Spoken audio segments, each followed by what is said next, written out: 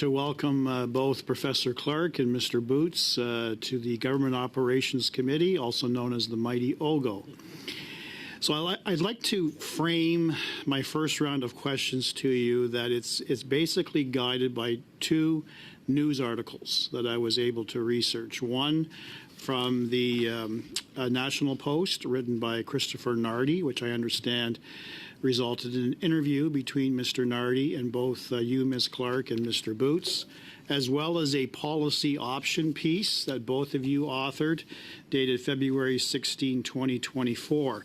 But I guess I'll start by making an obvious assumption that the ArriveCan scam, debacle, however you want to frame it, certainly didn't come as a surprise to you.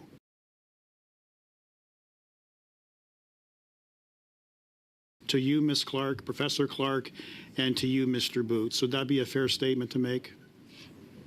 Yeah, I think that was sort of the premise of the policy options article, was that this is something we should anticipate. Right.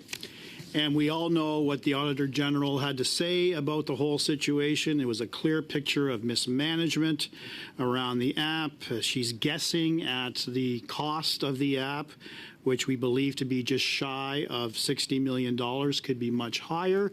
But we don't have the proper documentation. The departments were so rushed and hurried to put together the app, they did not retain proper documentation.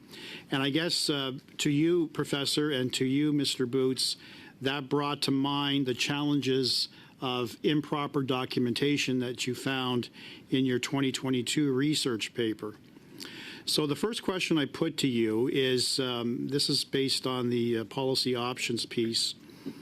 You said that what could be done with respect to these findings? A response from the government is to simply add more rules, more oversight mechanisms, and more internal processes to prevent scandals. But following this age-old pattern will ensure that failures like ArriveCan and its IT scandal predecessor, Phoenix, continue. Can you elaborate on that for me, please? Yeah, and this echoes a lot of what Mr. Boots offered in his opening remarks.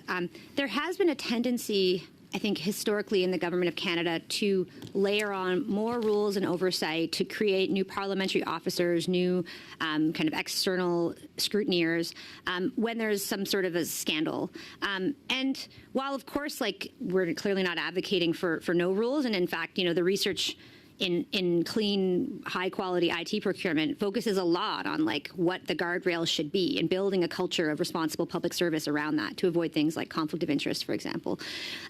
But I think that habit that we've had in Canadian public administration to layer on more rules as a way of ensuring accountability has actually had this perverse effect of undermining accountability and seriously undermining the effectiveness of public servants. So there's, you know, tons of examples that you can find. You know, a classic one that people love to talk about maybe 10 years ago was when the federal government first started using social media, and there were, you know, in some cases, these 20-step approval processes to release a 140-character tweet. You can also look to the Federal Field Notes website written by Paul Craig that Mr. Boots referenced to find some great examples of this sort of internal administrative burden.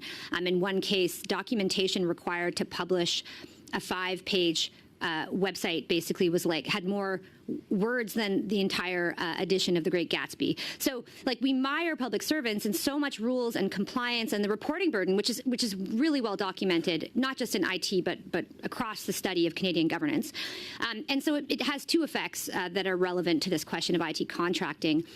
One is it means when it makes sense to build in-house and to try to adopt kind of modern service design practices like user research, agile, multidisciplinary teams, public servants actually can't. It's like really difficult to do the right thing. We add so many rules that they can't be sort of nimble enough. So streamlining those rules would, I think, create space for public servants to do some more of this work internally. But the second piece of it is that when you have those rules in place, it actually becomes difficult for vendors in some cases to work in modern ways with the federal public service, because there are tight rules around things like project gating or the way that money flows, because they can't pull together a multidisciplinary team of internal public servants because HR rules don't allow it. So that's why I think the focus on kind of this latest spotlight on the problems of IT contracting should meaningfully lead to like a reset of policy with a focus on kind of enabling good public service and focusing on what matters, which is like the conflict of interest and the responsible bidding processes, not creating documentation burdens for public servants. That's not going to help. In fact, it'll make it worse. Thank you for that thorough response. Mr. Boots, do you have anything to add? Yeah, if I could just build on Professor Clark's remarks, I think the pattern that you see in a lot of public sector IT work is, if you imagine a large project that has 100 public servants working on it, 90 of them will be writing Word documents that are, project management, oversight compliance reports, all sorts of things that are not actually building the software. If you've got 100 people and only maybe 5 of them are actually writing software code, configuring systems, that's a really odd ratio that is very normal in public sector IT and just completely foreign if you worked at Shopify or Google or another mature tech company. And so trying to reduce those barriers that public servants face with oversight and compliance mechanisms that are really outdated means that you could spend less money having 90 people write meaningless Word documents and having more people actually build software code. And I think one of the sort of understated scandals of public sector IT is that it's very, very normal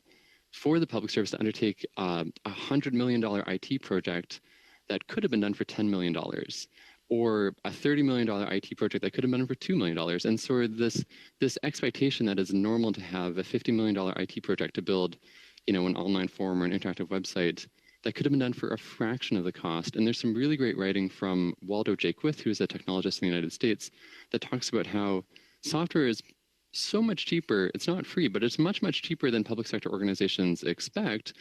But the tendency is to say, oh yeah, this project that's, is kind of similar to this previous project our department did.